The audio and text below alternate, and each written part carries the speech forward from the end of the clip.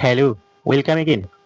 গতকাল দুপুরে হঠাৎ করে আমার এক বড় ভাই ফোন দিয়ে আমাকে তার দোকানে আসতে বলে। তার দোকান মূলত স্টেশন বাজার রোজি মার্কেটের নিচতলায় ৩য় গেটের ২ নাম্বার দোকান মদিনা ফ্যাশন। এটি মূলত একটি পোশাকের দোকান। ছোট বড় সকল বয়সের ছেলেদের সকল রকমের পোশাক সুলভ মূল্যে বিক্রয় করা হয়ে থাকে। আসবেন কিন্তু। হ্যাঁ, যাই হোক, এসে দেখি বড় ভাই আমার জন্য বাসা থেকে খাবার নিয়ে এসেছে। বুঝতে পেরেছো? দেখো দেখি কি কাণ্ড! এমন একটা আয়োজন হবে, আমি তো অবাক। খাবারের তালিকায় ছিল গরুর মাংস, পোলাও ও খাসির তেল দিয়ে মুগ ডাল ঘাঁটি।